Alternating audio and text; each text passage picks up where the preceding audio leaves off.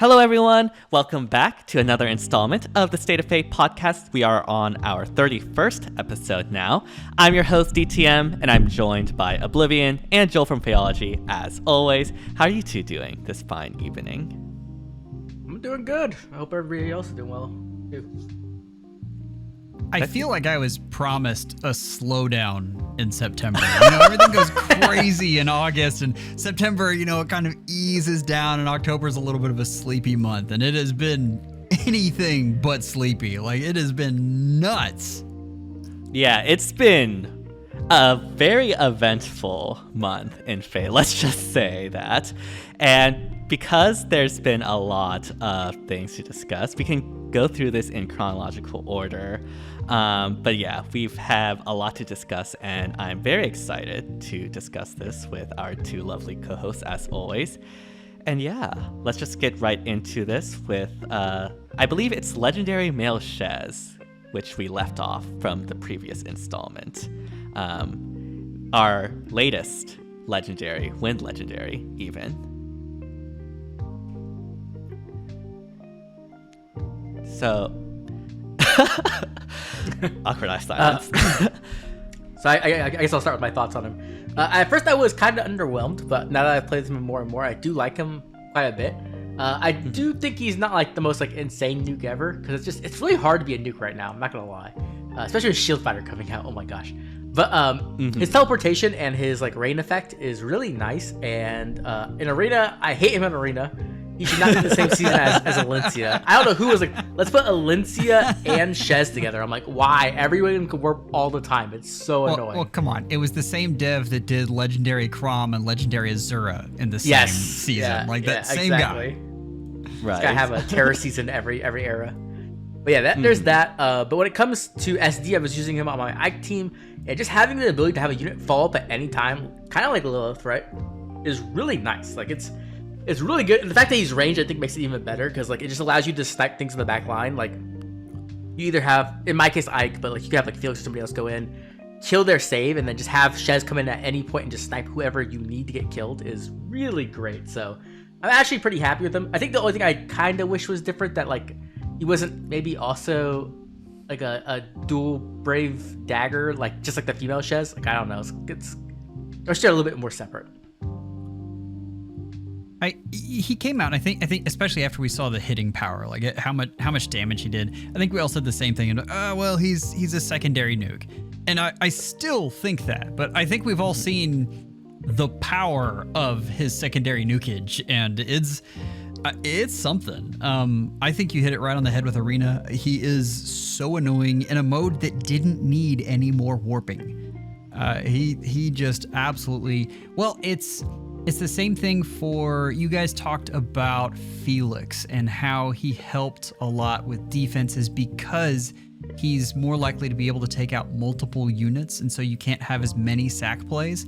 I feel like he tries to eliminate sack plays in Arena, which is, I mean, that's part of the thing that made it more bearable, and so they're trying to take that away, and I don't understand. So yes, he's a very good unit. He's on my auto battle team, and I love him there. But I don't like him very much in Arena. Yeah, I can definitely see him being very annoying in Arena, especially in conjunction with Alencia. As you mentioned, Oblivion, that's a lot of warping that a team, especially for Arena, a mode with limited mobility options, that's just really, really powerful. I will say, outside of Arena, I personally haven't been that impressed. I'm not as high on him as the other two people here, which it mainly comes down to his mechanics of warping and his actual damage output. Personally, I do think his Brave is, good, but unfortunately, it's not as good when it comes to just nuking and follow-up nuking as I feel like it needs to be as successful. And again, I do like the comparison with Lilith, because that's effectively what Legendary Male Shez is in something like Summoner's Duels. But I feel like Lilith has the advantage of not having to get through far saves compared to Shez. And unfortunately, I feel like Shez doesn't really get through a lot of the far saves. Now, obviously, you can pair this with Brave Felix and have Felix like try to snipe this far save, but in my experience, it's often a lot more tricky than and not that flexible. And so, yeah. I mean, I do think Shez is a pretty decent unit, but he's definitely not like the insane warping Leon thingy that we had potentially could have had, right? Yeah, I agree. I mean, I think he's still pretty good. I think he's a little bit more tanky than people kind of consider. Like that rain effect's actually pretty strong. Yeah. I guess for me, like the team I was playing was with Ike, Sedith, and him, and so they were kind of all just helping each other, like just be really sturdy and deal more damage. So I kind of enjoyed that. I definitely do think he can struggle against saves. He can kill a few, but with the introduction of Shield Fighter, which we're talking about probably throughout the whole podcast, it's definitely gone down a bit. Like, cause that thing is just gross. So yeah. Right. And to be clear, I mean, we're talking about an SDS player. Like this isn't SDR. And I think in that, if you're making 4 teams, I think it's pretty easy to find a place on there for him in that light.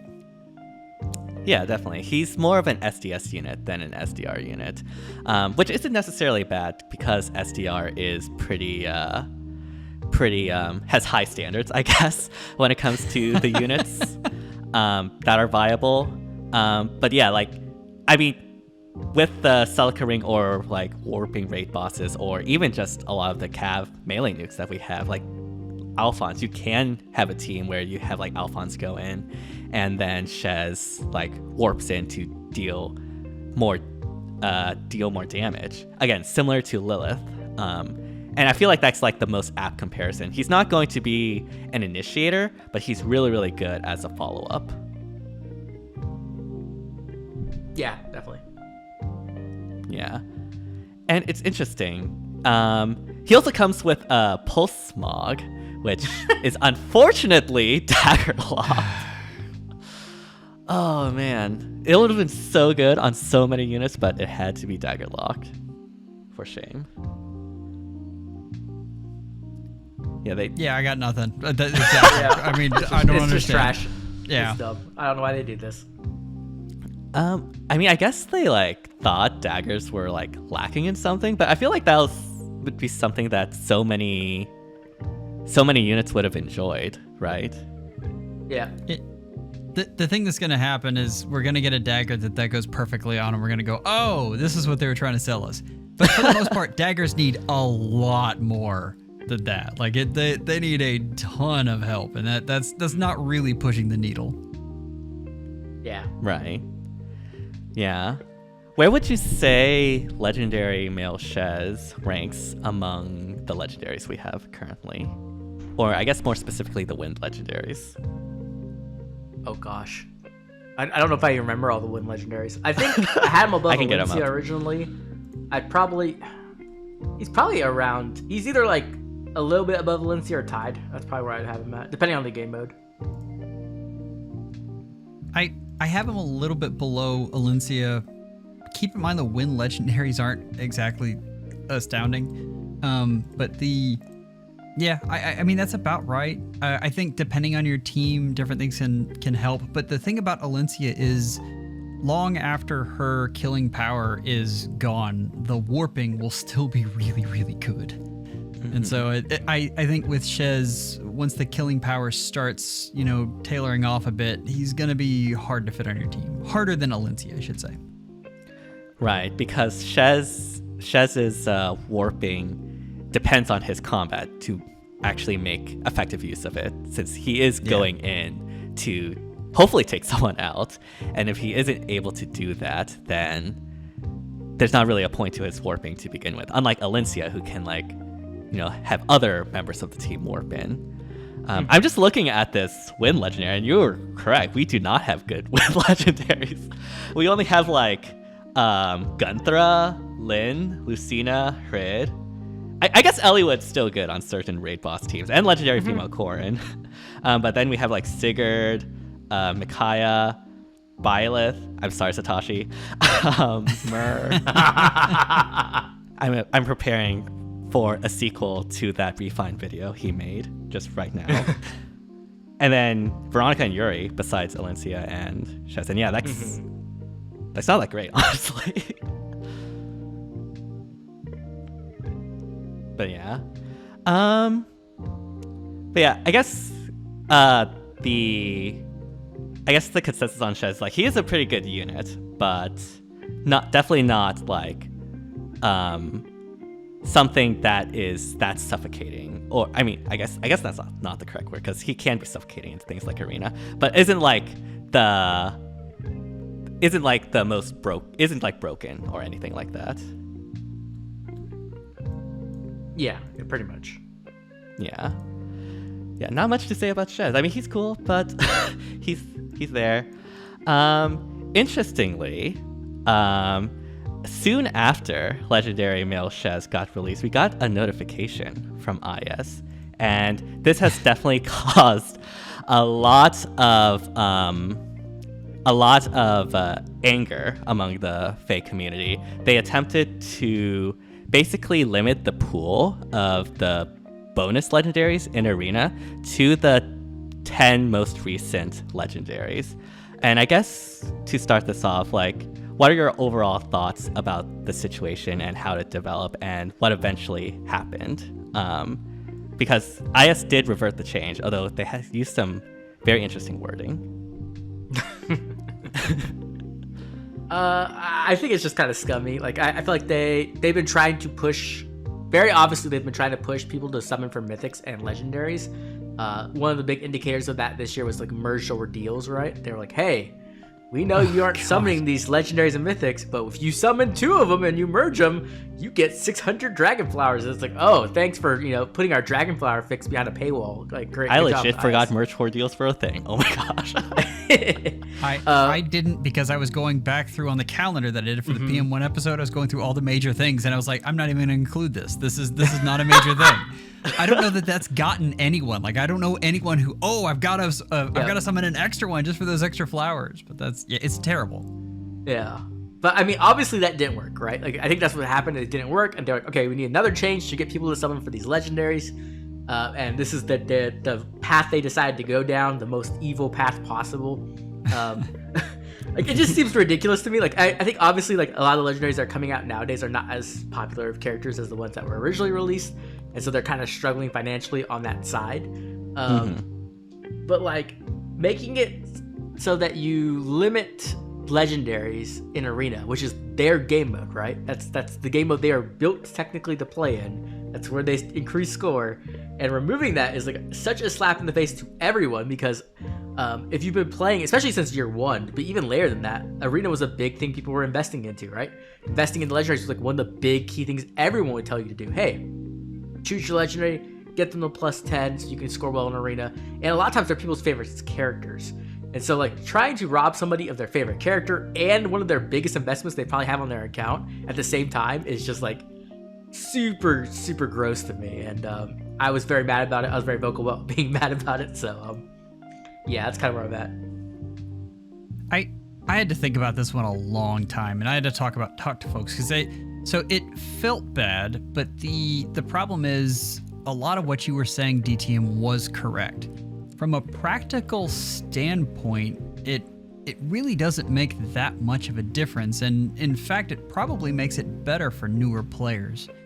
I think, and I for some reason, I'm always trying to give IS the benefit of the doubt, which is silly, but I don't know. Here we are. I don't think they realized what a slap in the face it was, and the reason is, I think they were trying to appeal to newer players, and they haven't fully taken in that this game is all about maintaining as opposed to gaining new folks. And the folks that have been around the longest, their die-hard core, are the ones that have been collecting legendaries since day 1. And those are the folks that you insulted. Like the folks, the dolphins, that in that range, those are the folks that you really offended by taking these units that they really like to use and saying that, well, there's really going to be no place for you to use these, even though we made them part of the game and all of this other stuff. So that's really what I'm coming around to. I don't think they realized what a blunder that was. But is it a money grab? Absolutely. I'm not saying it isn't. But I don't think they realized how insulting it was going to be. I think you're very generous. I always am. I don't understand. Even PM1 gets on to me for this. I mean, like, yeah, you're being too nice. I mean, like, if anyone has the analytics, it's them, right? They know who's spending money. They know how many new players they're getting, right? They have to know they're not getting a lot of new players. So, like, to me, it's like, hey, I don't know, and especially because I don't think Arena is like really the central game mode for new players anyway at this point. You know what I mean? Like maybe back in year 1, 2, year 3, maybe even at the latest. But it's been a long time. I think Arena is our most popular mode right now, and I don't say that as a good thing. I think that's the case because of participation prizes, right? Like people play Arena just to get the ticket. Like they don't actually. I don't think a lot of people actually care about Arena, right? Like how many people are actually trying to like progress in tiers and stay in tier 21? Not many. How many people play 5 matches a week to get their free 5-star? Probably a lot, right? That's still players though. Like that still is participation, and believe it or not, that usually sucks more people than you think into actually playing Arena. But that being said, I don't know why I'm trying to be nice to them. Maybe I'm on their payroll. Maybe that's it. I'm a secret mole. That'd be great. If you can like slip us some inside information on the next banners, that'd be great, Joel. Inside information? I want to slip you guys orbs. Like that's. Yeah, I'll take that. Wait, is this why Oblivion has been targeted all this time? Because Joel secretly works for IS? We gotta get rid of DTM now. He knows. Oh no. But yeah, I mean, I think my view on the situation is like more nuanced than most folks. And I'll say right out at the front that I do think it was a bad attempted change, and folks were justified in being angry and demanding change, and that I'm glad that it was reverted. And it definitely isn't something that I should have attempted. But as you hinted, Joel, I was surprised when I saw a lot of sentiments saying something like F2Ps would have to spend more orbs and get the newest legendary because of this change. Because whenever a new legendary gets released, they become the bonus legendary for 4 weeks, right? Meaning that if you wanted to consistently take advantage of the bonus legendary system, you would have to have summoned for the new legendary anyways. That would be true before and after the attempted change and after the revert as well. Because new legendaries are bonus for 4 weeks after their release, you do have to summon for them if you want to use this system. And yeah, that's why like I was a bit surprised, because from an F2P perspective, the resource cost doesn't really change. And you could argue... No, it does, actually. Oh, I'm sorry. You're just about to say it. Go ahead. Yeah, you can interject. I think the thing that you're about to say is you could argue that it's actually a better situation because there are technically fewer legendaries that you have to summon for. You don't have to go all the way back through the catalog and get one of each or even spend a whole bunch of Form of Souls. You've got 10 legendaries right now, and they're good for a very long time. So that's you could argue that from a resource standpoint, it's better. Right, because we have like 51 legendaries right now, right? So if you wanted to consistently take advantage of the system, you would have to spend resources to get those 51 legendaries to be able to use them, I think, once every 1.5 years? We get like 4 new legendaries a year now. Each will have 4 weeks of bonus. So that's only 8 months or like 32, 35 weeks for the rest of the pool. So yeah, assuming an equal distribution, you'd have to spend resources for a legendary form, for example, to only use her like once every 1.5 years, which obviously I would never recommend. But yeah, obviously we've talked about this. The problem with this attempted change is that there are folks out there that did spend resources to get those older legendaries to take advantage of the bonus legendary system, and whose investment was invalidated by the attempted change. And like regardless how often it would be used, like that obviously sucks and makes people worry about what type of precedence this would set. And it's the type of people those are. Like those are your die-hard players that you are alienating. It wasn't very smart. Right. And so yeah, like I said at the beginning, I was very glad that it was reverted. I just sort of wished that the revert was more targeted to more foundational issues of Arena, because yeah, I've always felt this bonus legendary system was like a band-aid to the fact that Arena is like super pay to win, right? Like you need highly merged units, you can't run positionals, you have to run premium skills, you have to use high BST units, that BST gets higher every single year. Like, and unfortunately, like, I fear many like miss the forest for the trees on that. Because I'll be honest, I think if Arena didn't release day one with a game, I think Arena would be completely unacceptable to like the general player base. So yeah, I guess that's my view on the situation. I think the attempted change wasn't good, and I'm glad it was reverted. I still don't recommend anyone spend resources to get old legendaries to use them as bonus. Like, I'm obviously pro saving orbs, that shouldn't be a surprise.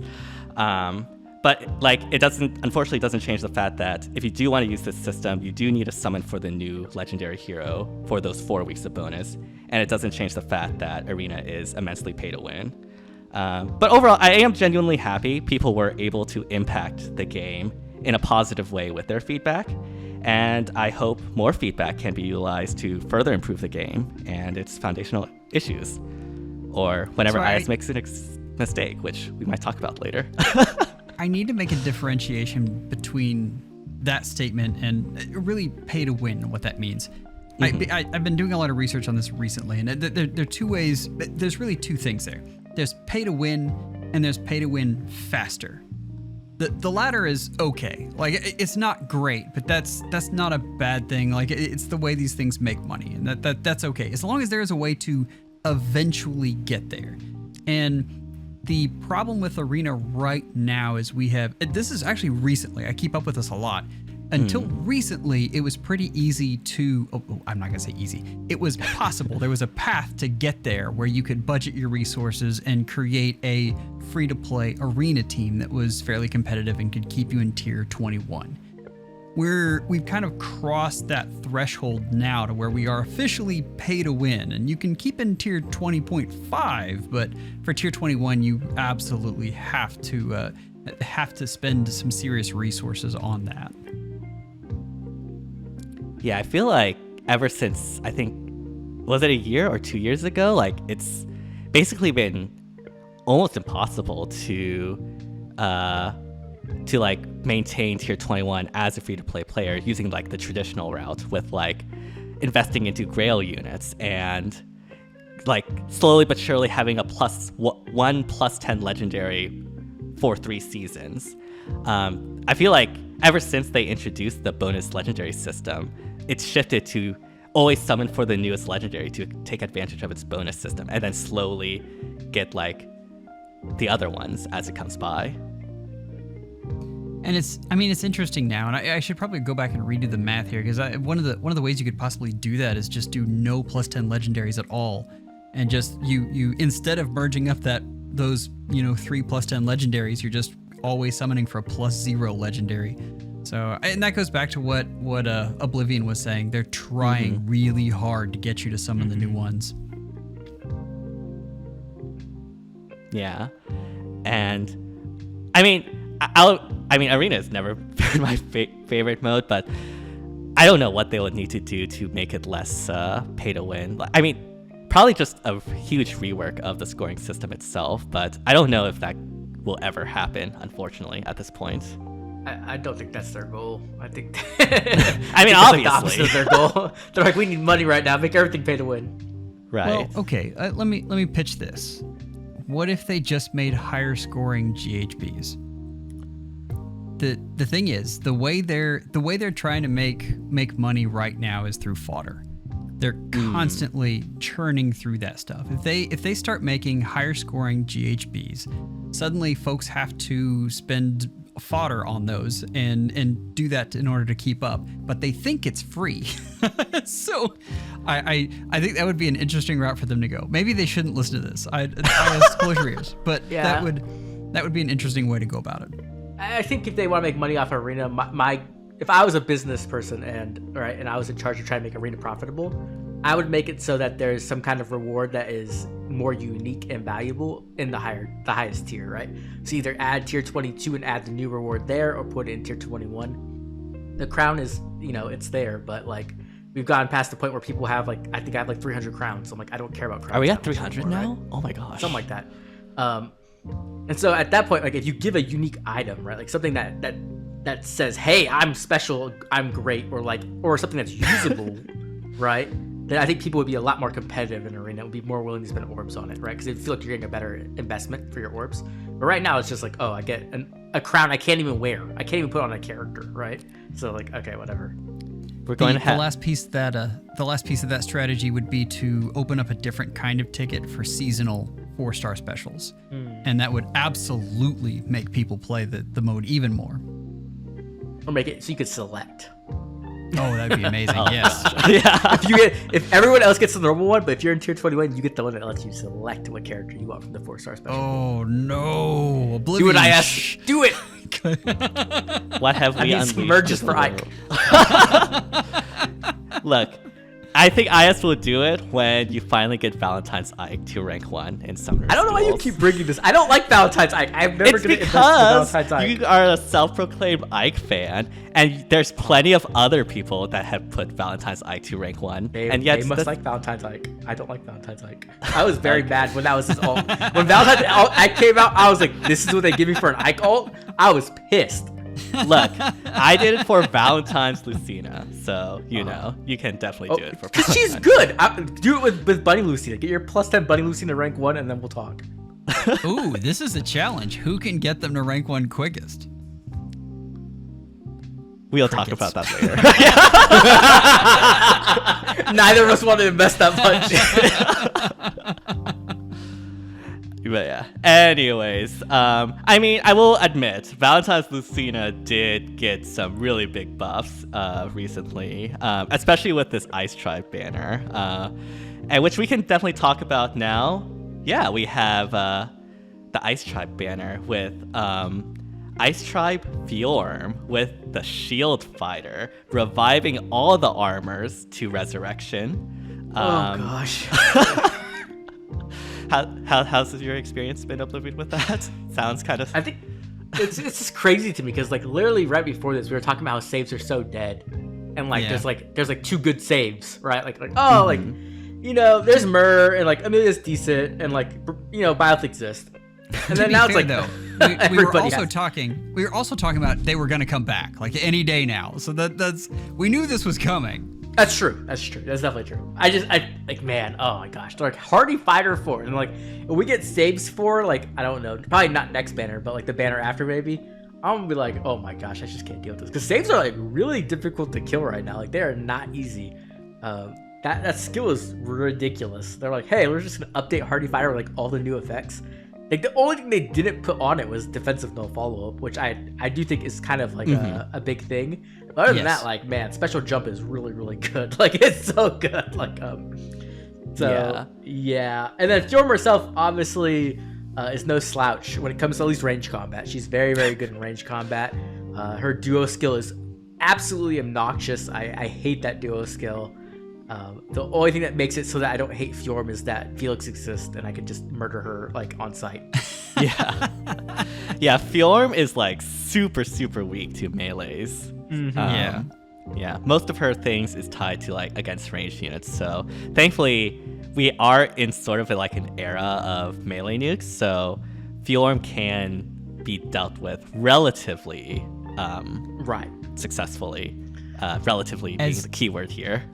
As long as you aren't one-dimensional. And that's I think that is a common theme with all of this stuff. Like they're really trying to make you branch out. You can't be just one thing. You have to have and that's in every single mode.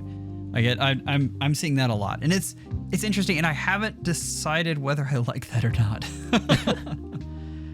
I mean, I will say the lack of defensive NFU on Shield Fighter really does sting a bit because unfortunately Shield Fighter also only like has a cooldown of -1, which means I have to run Slaying Axe on my Valentine's Lucina with Marth Ring in order to run Aegis, and there has been times where like the enemy has Crux with Brave, and that just completely like gets through Shield Fighter on my Valentine's Lucina, which I guess is like good.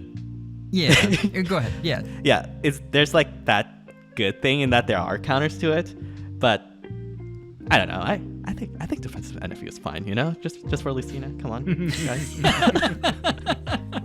Yeah, I guess Fjorm having full NFU was kind of like the big thing where like, no one else needs it, I guess. But like something you've been talking about for a very long time, Joel, is like the absence of full NFU on a lot of weapons. It's either 1/2, right? Like offensive NFU or something like that, right? And so I think it's kind of a interesting way to balance NFU, because you do need some way to deny doubles or to guarantee doubles. And NFU became such a like central pillar in the meta where like you have to have it. It's interesting that now they have these new units who don't have it fully, right? And or like it's conditional or it's a status that can get stolen. And it's a really interesting way to let slower units get back into the meta and actually be able to kill things. Overall, I'm a fan. I like what they did there. Yeah, and I mean, I don't know. Maybe we'll have like a actual Hardy Fighter 4 with like with like defensive NFU and probably like a Corrin effect or something like that. In that it like also includes Braves as well. Maybe not like the follow-up attacks, because I think Shield Fighter got that down. But that could theoretically be like an option in the future that we could have. I will say, I do think Fjorm's Ice is really, really cool. Although I'm personally a bigger fan of Brave Robin's Ice. And I'm not saying that because I'm biased towards Awakening or anything like that. No, like, I feel like... I feel like in every chat I go in, the second sentence that DTM is going to write down is, I feel like Brave Robin's Ice is better than Fjorm's. I do truly believe that. Because like, I'm with you, by the way. I'm 100% with you, but I do find that entertaining. I'm just an open book, I guess. But yeah, like the thing I like about Brave Robin's Ice more is that, for one thing, you can use it every turn. Like Fjorm's Ice does last 2 turns, but once it's gone, and you can't like bring it back up again in cases where you need it. And in effect, it's basically just 1.5 turns, just due to how like matches go. And also, the thing I really like about it is that you can use it offensively, in that you can like reposition or assist someone forward, and it is that target that has the ice around them, which opens up really, really cool plays that I really, really like. There's the downside of not having the adjacent ice being applied, but generally I found that is something that you can work around against like warp users. Yeah, I agree for the most part. I do like the duo. I mean, I hate Emblem duo skill. I hate when it's being used against me, but I like it when I can use it. That's pretty much where I'm at with her. The thing about it is, I feel like it's one more thing that will keep Fjorm relevant for longer. And I think that's the big thing. Like if you're investing in Fjorm, and I would never suggest you invest in a tank past +1. They move so fast, and there's a lot of folks who say you shouldn't be investing past +0 on anything right now. But if you were to invest in a unit, I think this duo unit is probably going to be good for longer than most. Right, and like I'm gonna guess until Ninja Banner we get Ninja Crom. He's green this time. He's a green bow with armor effectiveness, and then Fjorm dies again. Okay, but it's a harmonic unit with Fogado. Right. Yeah, Oh man, that's actually that would be really fun. History repeats itself once again.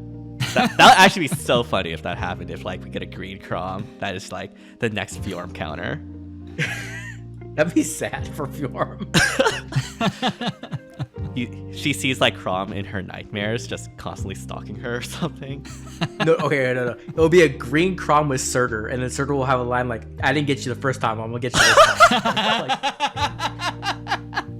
And does Divine Vein flame? Exactly.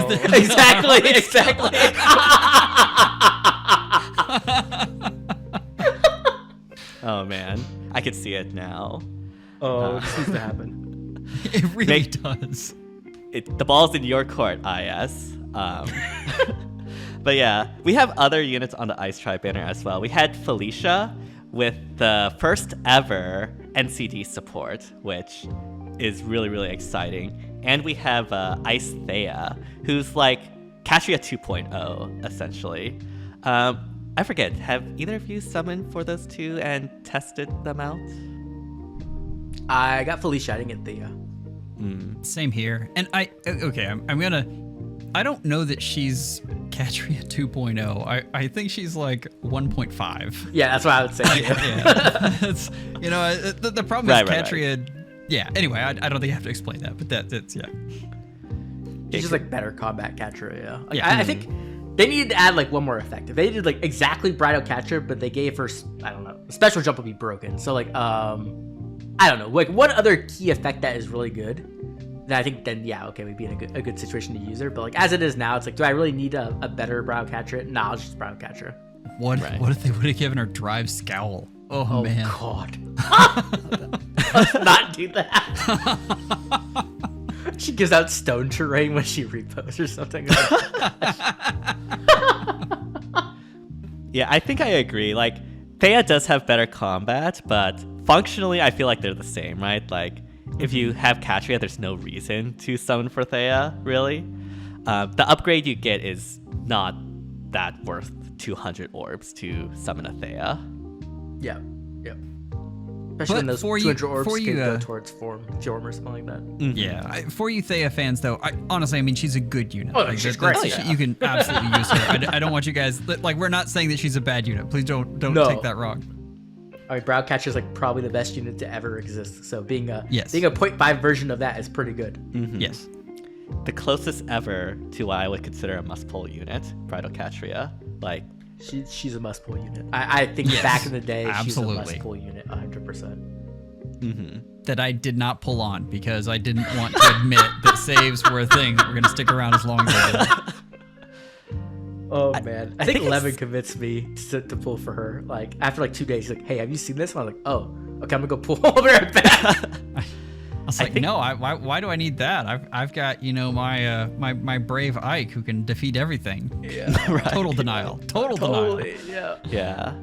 I think I skipped Bridal Katria on her first banner. My gosh. Oh, I remember.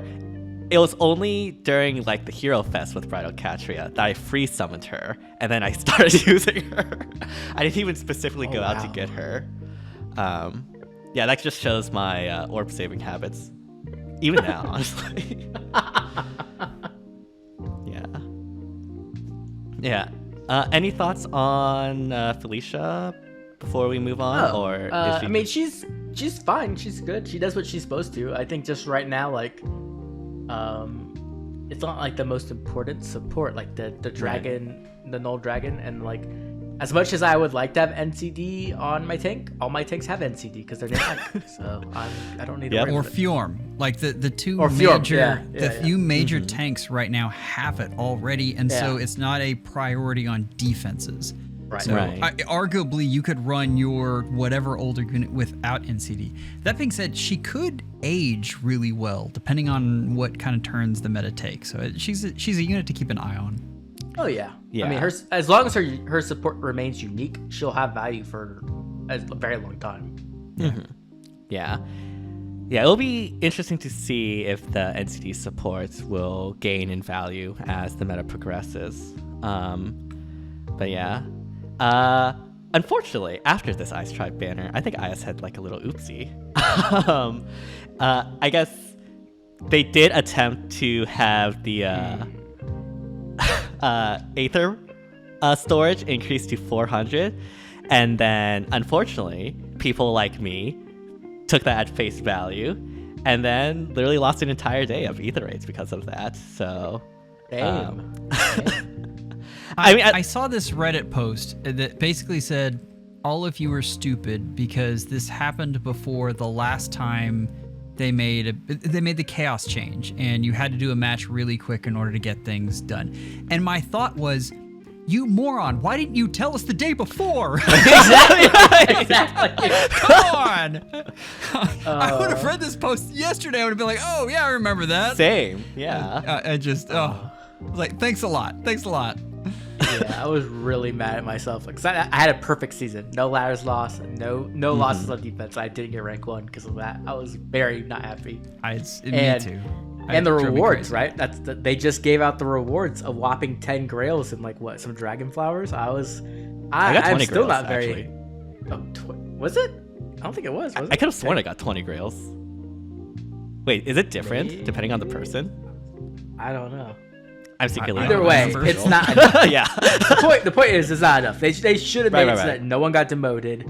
Everyone should have got max rewards that season. That's the minimum they should have done, right? The fact that they didn't do that and like throw us these pity grails is like gross. And if I wasn't so tired the day that happened, I would have made a video yelling about it.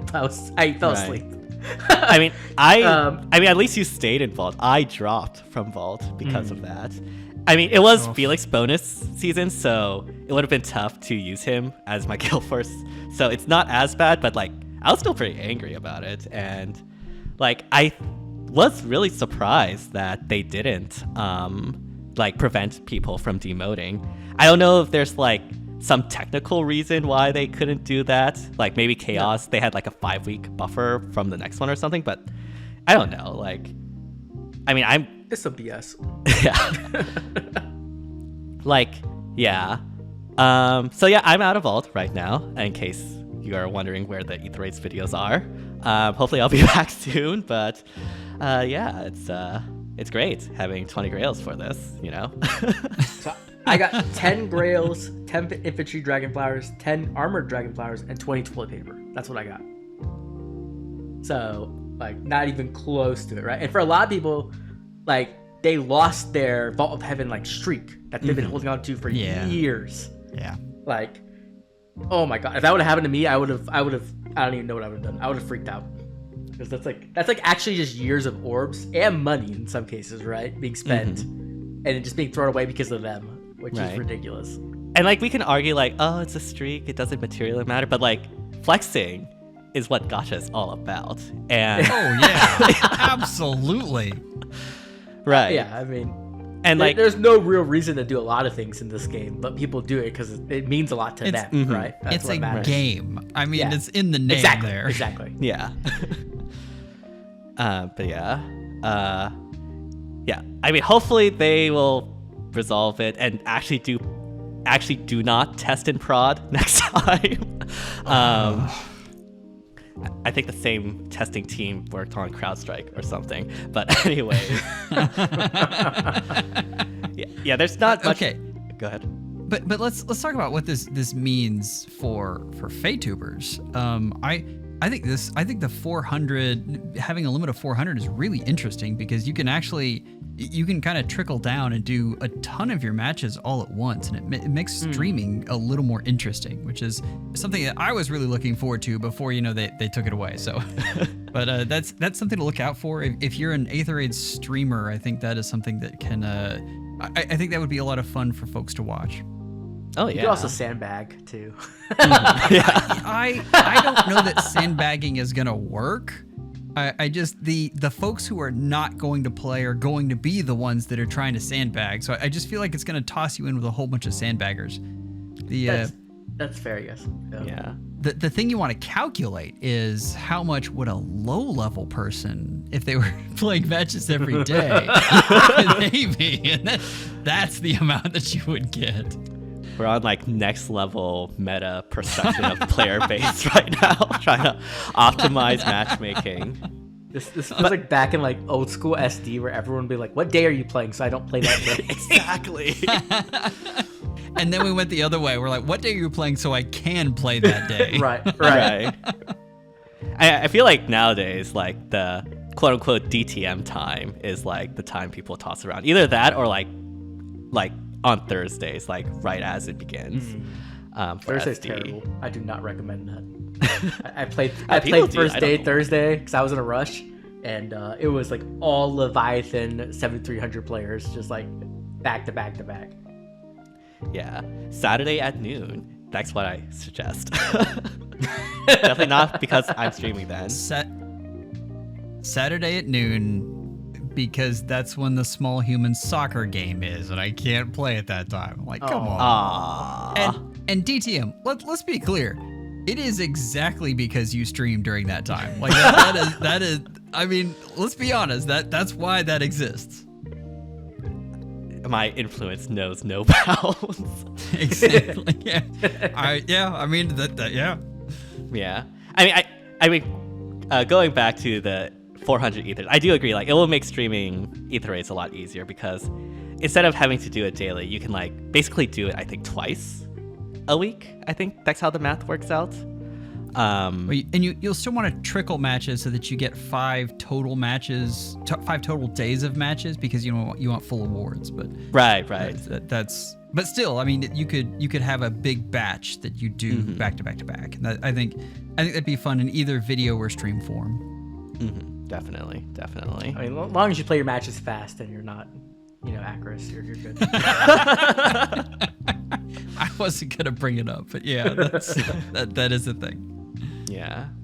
But yeah, hopefully IS fixes that and gets that out, and hopefully there will be enough of a ruckus like during the legendary bonus change that we get better rewards, although at this point I'm highly doubting it. But yeah.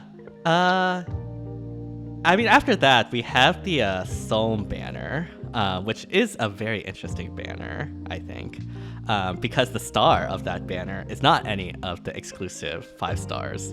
It's actually Marni, who's the best unit in this banner. So how's your Marni been doing, Oblivion, in your SD team? My level 1 Marni strat? Yeah.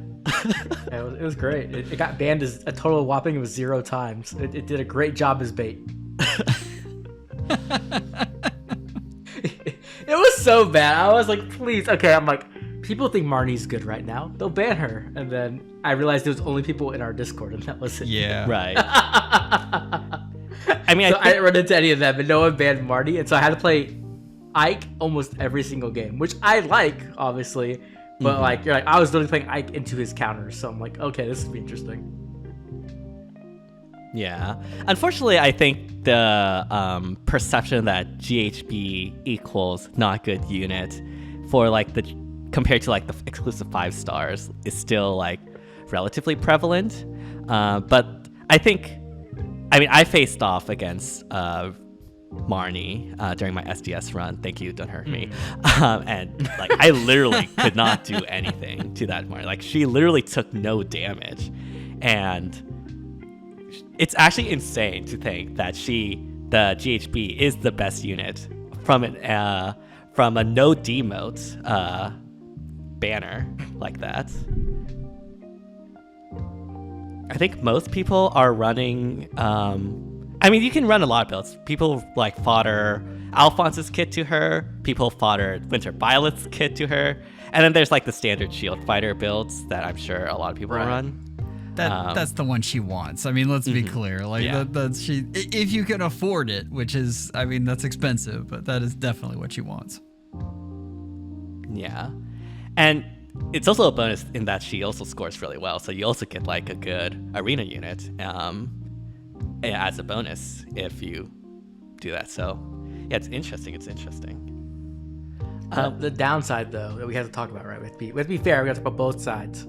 The bad side about building Marni is that you get to build Marni. So I knew you were going to say that. Loss. I knew you were going to say that. That's just terrible. Who wants to do that? As in the wise words of DHM, common oblivion I'll take. I don't need the approval of anyone else. I know I'm right. Okay. Yeah. Obviously, Marni isn't the only person we should talk about. We also have the actual 5 stars of the banner. I guess we could start with Timerra being an absolute insane fodder factory, and also surprisingly used in Summoner's Duels as well this past SDS season, which I was personally pretty surprised about. I wanted to use her, but I didn't really have the time to build a team for her. I didn't get to try her firsthand. I did see some people playing with her in some matches, and she seemed pretty solid. I think that the thing that I like about Timerra the most is that she offers that flat DR as support, the special flat DR. Yeah. And I think, as everyone knows, like when you flag DR, it's really good. So like being able to have a unit like that tied up with like another unit who also has flat DR, it starts to get really ridiculous really fast. And so having a unit like an Omni tank who's also supporting the rest of your team is pretty cool. It typically doesn't work though. Like usually I'd say for historically it hasn't worked that well. But I think Timerra is kind of an exception where it is kind of nice, at least in SD, right? I don't know. Right. I think Joel will talk about AR more than us because we didn't really get a chance to test her. But in SD she was pretty cool there. I think the only thing I would say is that she does have like the common weakness amongst Omni tanks right now, which is like, with Ike and Alphonse is like they're always weak to Hush Spectrum because they're all reliant on their specials. That's the only thing I would really say downside wise, but she is fast too, so that's kind of like a difference between Ike, which I do like. But she has no attack stat, like none. Yeah, you need the special. You need the special. You say it's like Ike, but Ike still hits without the special. This unit does not, and that is. I used her in both SD and AR. I actually, because of and I wonder if it's because of the captain skills. Honestly, giving her assigned decoy was very, very valuable.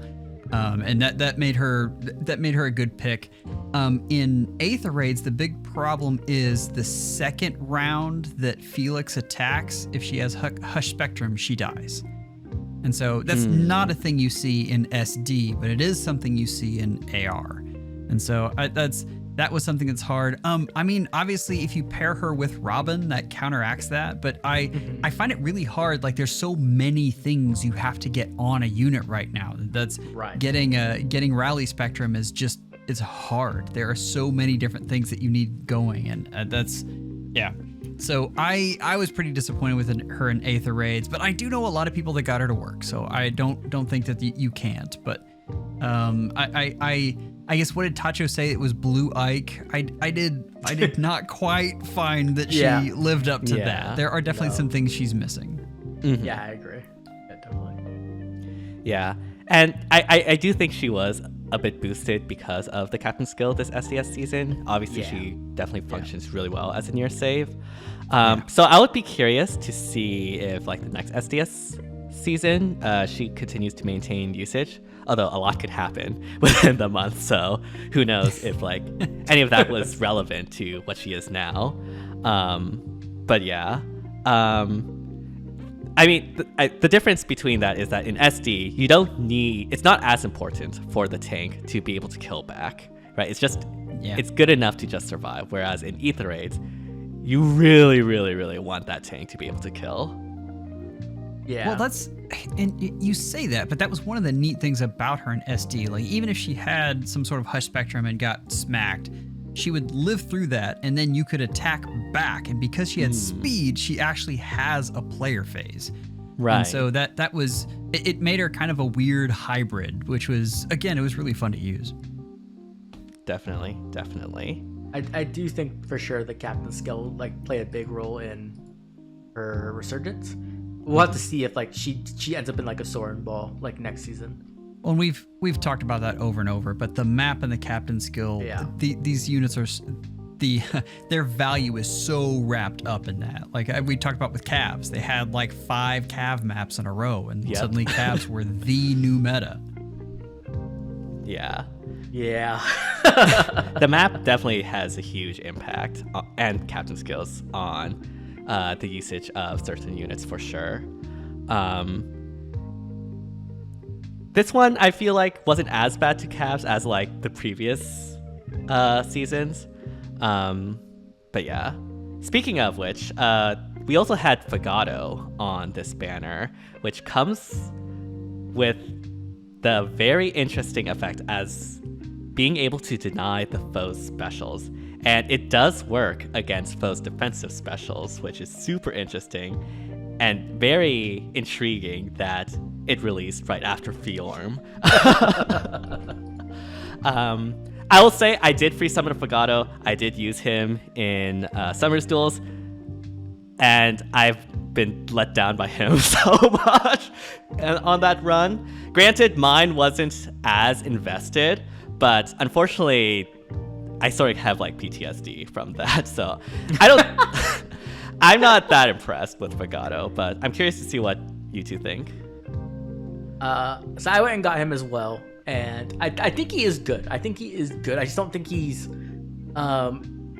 the matchup with Fjorm is too close, in my opinion, right? Like a lot of times when you're bringing in a nuke to kill a specific thing, you want it to be like a landslide, right? You want to be like, this unit is going to kill no matter what. And with Fogado, it like really comes down to speed most of all. And then second of all, you kind of want a different kit on him, which sucks because whenever you get a new unit and you have to give him a whole new kit, it feels bad. You'd rather invest that new kit into like something older. But he really wants like curved shot. I think Krem was talking about like life and death because it allows him to reflect more damage back, right?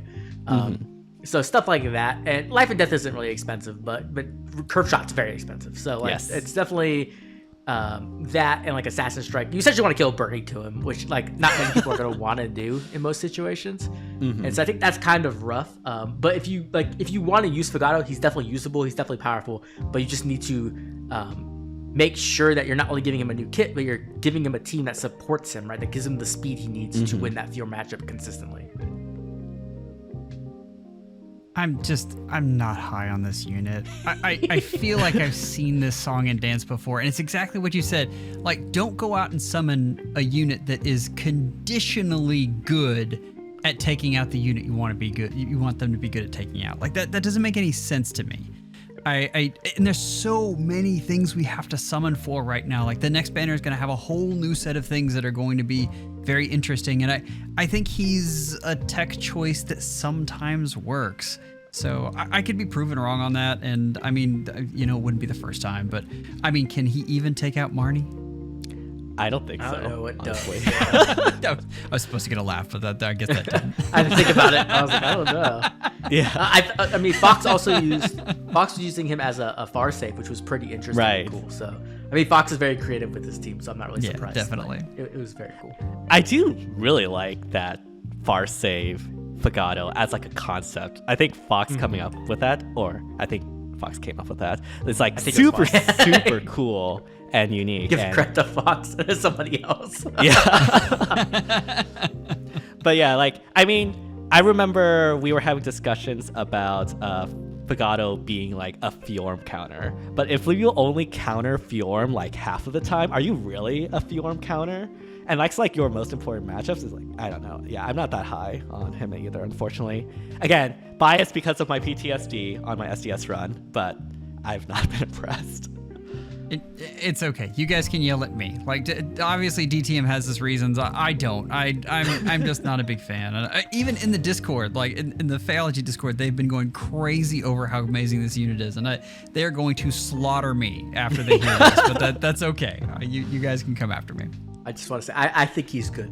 Just not amazing. So just want to put that out there. I would like everyone who thinks he's super broken OP to look at my SDS stream VOD and see him fail to kill unmerge Valentine's Lucina with Hardy Fighter 3 that Fogado deactivates and completely fail on that. So yeah. Anyways, enough about my trauma of Lucina betraying me. We have Merrin as the next unit, which is obviously the best unit on this banner because she rides a wolf. Exactly. Yeah. Exactly. Yeah. But other than that, I don't know. But the wolf is cool. She's good. She's good. She's good. I mean, that's She's Brave Crumb good. light. Right. She unfortunately doesn't like steal the bonuses or yeah. Which obviously is what make Brave Crumb work. I forget, does she also apply isolation? No, she doesn't apply isolation to herself, I think. No, she doesn't. Even if she just had +1 movement, like that really would have changed her quite a bit. But that's she's good. Yeah. The small human really loves that I got pity broken by her and is begging. I don't know how he knows this. He is begging to give her the Reginn AIDS essence. Oh, what the heck? To Merrin. I don't know how he figured out that was a thing you could give. And I wanted, whoever's sending him videos, I want to find you. I'm like, oh no, we can't give Merrin that accessory. No, she doesn't like that one very much. So I don't know. Dang. Fate. IS is getting like getting them invested, I guess. Unfortunately, that's I guess maybe I need to put him on a break. Maybe. Speaking of Eight's Essence, that is the new quote-unquote thing on this banner. It's the new aided heroes. I think that's what they're called. The first of which being Reginn, and I'll just say flat out, they should have stuck with Companion as the name instead of For real. Ace. Yeah.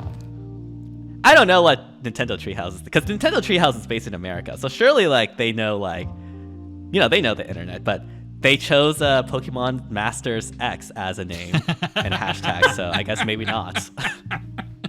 Yeah, I just don't know who's in charge. They don't think things through very much, or they do it on purpose, like one of the two.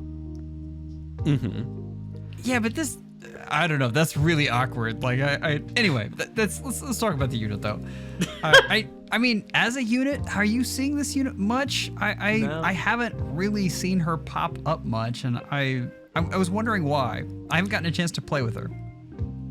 She's okay. So, I mean, she's fine. Yeah, she's fine. From my, I guess, survey of the community and the Discords, I think the main issues is that despite, the Sather special, basically proccing both first and follow-up, unfortunately, she doesn't really have the damage to be able to consistently take out the front lines and tanks that we have currently, which is wild to think about, but apparently that's true. And so because that damage is not as good, you don't really see her that often, despite her Kanto Disc +1, or is it 2? I can't remember, and Shadow Shift. Yeah. I don't have her, so I'm only relying on hearsay, but that's what I've heard. Yeah, I played with her a little bit, and she could kill some stuff, but she could, the really difficult stuff to kill, she wasn't really killing it. And so I was like, okay, why am I using you? Also, she's really weak to Kanto control, because that's her big, I always say this weapon budget, right? A lot of her weapon budget went into Kanto distance max 5, right? +2. Yeah. That's a lot of the power of her weapon. And so if you don't get that, it feels really bad, and also makes Shadow Shift a lot less valuable. So personally, I'd rather just sack her to Azura or someone who could duplicate it, because I think the skill is more interesting than she is. I mean, absolutely, and we could talk about the skill. I guess to finish up on the unit, I mean, Kanto control is everywhere in Aether raids. Yep. I will say I'm seeing a lot less in Summoner duels, which is interesting. There are so many C skill choices right now that I used to be that I saw it on every single team, and now I mean maybe 50-50. So I am interested in watching folks forego that sometimes. But yeah, I mean, the Shadow Shift is by far the most interesting thing about this unit. And yep. I think this is another one of those, we talk about it a bit, but I think this encourages creative play, which I am all about. I think that is a really fantastic thing to have. And I haven't gotten to use it as much in Aether raids, but I did. DHM had an opener that he wanted me to try that I thought it was just fantastic on with Nithavalir. And there are so many interesting openings that you can make with Shadow Shift. And we talked about it a little bit. I don't think it's a must summon, but man, it is really fun in Summoner duels. Yeah, I think it's really fun. I think it's really cool. It allows for some really strong openings, which is nice. I'm looking forward to getting more different versions, right? Getting the swap version in particular, or drawback even. Both those would be really, really nice. And just having more availability, I think, will be the big thing that really pushes it forward. I think once it becomes more available, we'll see a lot more of it because people can actually play with it. It's the number one thing in FEH. It's just there's a lot of cool stuff out there that nobody knows about because no one gets to test it because it costs orbs. So right. Hopefully, I mean, that does happen. But I think it's a cool direction for a new set of skills. Yeah, I think this is one of the most creative and exciting new skills IS has released in a while. And like you mentioned, the ability, we've talked about this when we did our initial reaction, but there's just so many cool combinations that you could use. You could do double repo to get someone into range for Gale Force teams. You can do a Smite and repo. like on the attune to 0 case, you can dance and then repo someone in to like either be aggressive or like help someone else get into range. It just opens up a lot more flexibility, as we mentioned, which I think is always a good thing, like encouraging flexibility, encouraging creative plays. And yeah, I really want to see what other like versions we get, because they could definitely just like extend this line to, you know, different repositionals. And, you know, maybe this is the way we get positionals in Arena after so long. Oh, yes, absolutely. Yeah. Positionals in Arena, not being able to use that is like one of my biggest issues. So I guess this sort of helps, even if it's like a whale thing right now with the availability. The thing that made it a whale thing is that it takes 4 inheritance slots. That is, I hate that so much. Yep. The other thing too, of course, is that aided heroes are unlike attuned or rearmed, and they do die when you fodder them. So, Yes. Which is also, in my opinion, a massive downgrade. Like, holy crap, how could you? Oh man, going from rearmed and attuned to this, and also going from florets to the aided to the Essence. eights. I don't know what it's called. Essence. Eights. It's such a downgrade in my opinion. And I guess if we talk about like the actual aided heroes themselves, I'm just not very interested in them. I think the accessory thing is cute. And like me and DTM were talking about, there's some like really cool accessories they could make. Will they make those accessories? Who knows? But if they're do making one. They're making a Sami accessory, and I will summon for it. It will bait me 100%. I want a Sami accessory. It's sad, I know, but here we are. Like Somni, Yoon, and then we were talking about all the people who died as like in the background. Like Renea as in her flame form. Oh man. I don't know if they'll do that, but I could definitely see them doing like Somni and Yoon because it's easy to do. That would be a wicked Halloween AIDS essence though. Like Renea, that'd be amazing. Oh man. Oh, that'd be so. They should do that. That'd be so cool. They actually should Absolutely. do that. Yeah. Oh, Yeah. I thought of another one afterwards, and I completely forgot to talk about it. And it's like the most obvious thing ever. They can do engaged characters, like emblems, right? Like, you know how like when you engage, like Marth will be like over your shoulder as a ghost? Yeah. They could totally do that as an accessory, and that would sell so well. Well, that's You're the a next genius. version of the accessory that also has a skill attached to it, because it'll be, you know, some sort of AIDS power creep there. So. Right. It'll be called companion aids. It'll be great. Yeah. I mean, I don't have a problem with these. Like, this is they've been doing these in fighting games for forever. Oh, sorry, not fighting games, but first-person shooters. I mean, you buy a decoration for your gun. Like, I think that's what this is. I don't think there's any. I really have no issue with this, and if that's what they want to do, this is a fun way to decorate your character. It doesn't add extra power creep. It's essentially an extra 2 merges worth of stats if you want to look at it that way. But I mean, as we've talked about it over and over and over again, that's stats. That kind of stats doesn't matter. Like it's got to be pretty significant in order to bump the needle there. So I like these. I think they're just fine. I don't like them, and the other reason is because they will take up slots on banners, right? We're already at the point where we have attuned, we have ascended, and we have rearmed on new heroes banners. And like when the attunes came out, right, we only got 1 character into the normal summoning pool. And so I think it's like a way to actually make more limited characters, which means that it's more difficult to get certain characters right.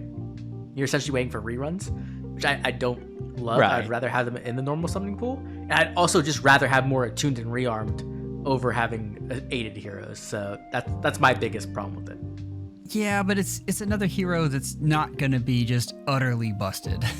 And so That's true. It slows things down just a little bit. Things have been moving so fast. This is one more way where things slow down a bit. I mean, not much, but a bit. And so I'm okay with it. I think KCB had like a thumbnail or something that was like, it's okay that aided heroes are like lackluster or something like that. Yeah.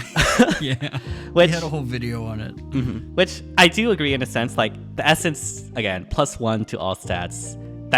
It's better to have like +3 just in attack or +3 just in speed, like what you can do with florets, than because there's not a lot of units that like uses all of their stats that effectively. And even then, +1 doesn't really do much. Although, again, confirmation bias, you will know when it would have made a difference. Yes. But yeah, like the accessories, depending on what they do, could be really, really cool. The ball is in IS's court to actually make use of that. I do wish that they could be used as like duplication fodder or fodder duplication purposes. I think they really missed the ball there. So yeah, like, I mean, I don't really have strong feelings on aided heroes either way. It's just like, oh cool, another hero. It's like harmonics, honestly, for me. Well, the thing that can make this annoying is exactly what Oblivion's talking about. Is we have a new heroes banner that has an aided hero, a rearmed hero, an attuned hero, and an ascended hero. And like, then Jesse as the demote, basically, from Shadows. And so that's. I mean, we've had a couple of those already where one hero, and it was the demote, went into the main pool. And that feels less good. But overall, I'm okay with this. Yeah. Yeah, I guess it will remain to be seen if IS can capitalize on these cosmetics. There's certainly ideas, IS, if you're listening, that you can take. We don't charge royalties or anything like that. Yes, we do. Not orbs. Yet. Send us orbs. Dude, I wish they did that like Genshin used to. That'd be dope. Like, send me like 1,000 orbs. I'm done. That would be nice. Yeah, we'll definitely need it on this upcoming banner because in tomorrow, when this is going to be released, hopefully, we will have the next trailer for the next Emblem hero. And I think all the previous emblems so far has been very impactful. So I'm very curious to see what this next emblem will be and what effect it will have. I believe it's blue. That's what they're expecting, right? Should be blue. If it's not blue, I think I'll be pretty mad. Like, they bait us that hard. Yeah. Who are you speculating will be the emblem? I think we're going in order. I think they just threw in Ike because like they wanted money and they're like, Ike is popular. We'll get some money off this. Like, it helps tanks out. Tanks were in a bad spot before Ike came out. I think they're just gonna go in order. So I think next is Sigurd. And I could just see that happening. Sigurd's probably blue, right? He'll fit in there just perfectly. What he does, that's the big question. Like, how far did they push it? Is it like +1 movement and Canto? Is it like +1 movement that stacks with other +1 movement? Is it like +1 movement and can go through difficult terrain? Like, it can get really scary really fast. So I'm gonna be interested to see where they put that balancing line at. I'm gonna go with Lynn. I saw a couple speculations on her, and I'm really curious what exactly they do there. And there are a couple different directions, but would it essentially be terrain that it would summon around you? I mean, that would kind of be like the decoys that she had. I think it would have to be. That's the only way I feel they can implement that. Yeah. How would that work though? Because it's a passive effect. I don't know. I mean, there's a lot of questions. The other thing they could do is the super long shot where suddenly you could shoot like 3 range. Please don't do that. That will literally break the game. Oh, absolutely. Don't listen to me, Ayaz. But that's, yeah. I mean, they're different things. Lynn is fair because like, when's the last Lynn? It was Flame Lynn, right? That was I believe so. Think 2 so, years yeah. ago, almost exactly. So actually, I could see it being Lynn. It's like around the time to get a Lynn ult. Would Lynn be like a blue bow in that case? I guess it would have to be. Yeah. Everyone forgot about whatever. I don't even remember the name of her sword. Something Kadi, Soul Kadi, or something like that. Marni Kadi. That was Marni Kadi. I think that's right. It's something Kadi. I think she has both. Yeah. She has 2. I don't know. Anyway, yeah, I could see that. I don't think she'll be a sword unit though, because like their problem is they have already so many units that need to be sword units. Like they try to like make it so any unit who cannot be a sword, they're like, okay. It'll be interesting. Like, yeah, the blue speculation is definitely. We don't know if there's like a pattern or not. If they do go back to Sigurd, maybe they like moved Ike in front. They had like everyone prepared. They just moved Ike in the front to like help out like the tanks, and that's why he was so powerful on release. He's like a year early. Right. Yeah, I'm very excited to see what the next Emblem hero will be, and yeah. Excited and oh so scared. Right. Yeah. Right. I was making that joke earlier, like, oh, Celica Ring is the most broken thing, and then that's what Joel said. I said, so far until Wednesday. Then we get the new most broken thing. We shall see. But yeah, is there anything else you two want to talk about before we end it off? We've been talking for around 1 hour and 15 minutes now. One final thing I will say is that I think Tasha just put out a video about this, but I had this experience earlier, and that is Elamine is back, guys. Elamine is back. Elamine is back, and it's so big, and it's amazing. So Freyr kind of got the cut a little bit. It's not easy to get a lot of melee units on your Aether Change defense team, right? You can usually fit like maybe 2, and one's usually like a save or something like that, right? And so Freyr's been getting the cut, which means that Elamine's now the best Astra Mythic again, because Freyr was the only thing keeping her in check. And right now, a lot of defenses are relying on Brave Robin to actually protect themselves, and Elamine turns Brave Robin off. So you just get a free win. I am embarrassed to say I did not know that until Tacho's video today. That came out, like, oh, wow, okay, I need to be using this. Wait, so Elamine that happened to me today. Turns off Brave Robin? Her ice at the start of turn. Yeah. I thought there was like it was a wording condition where like it was like Nope. It like got around that or something, but I guess not. Dang. I did not know that start of turn in Aether Ace defense. Oh, I see. That's why. Okay. So Freyr, I'm so glad Freyr get out of here. Elamine returns. It would be really funny though. The second Freyr disappears, Elamine is just immediately back and is the best mythic again. Oh man, I do not want to go back to those dark A's. I do. Let's go. Elamine domination. Elamine player phase support. Like, that's what's funny. I mean, right? Right. That's one of the biggest things that ice prevents is player phase stuff. So, hey, I mean, Infantry Pulse is gonna have to change his defense again. Infantry Pulse will be mad at me for bringing this up. I guess I should be mad at myself because my defense went like undefeated almost. So. Yeah, whatever. I can't not do the Elamine propaganda. All right, I see. You have, I guess, the propaganda's out there, so viewers make that of what you will. But yeah, thank you too, as always, for being a part of this podcast. We did a lot of cool discussions on a wide variety of topics in this turbulent month. But yeah, thank you everyone who's watching. Let us know down in the comments what your favorite addition to FEH was this past month, what your least favorite addition to FEH was this past month, and yeah. Real quick before we end off, I'm gonna put a plug in here, and I'm gonna make DTM actually put a link in. What you should do, DTM does the streams for these SD things, and even if you don't like the mode, which is warranted, like there are some very frustrating things, and sometimes the learning curve is very steep on that, but it's still fun to watch, and you should definitely check out his streams. He does a great job with those. It is entertaining to see that high level of play. So go check those out. Like he'll link his last one here because I said so apparently. Aw, thank you so much. You can watch me rage as my units fail to kill things. It'll be great. Oh, I didn't realize I was. Oh well, it was really fun then. Yep.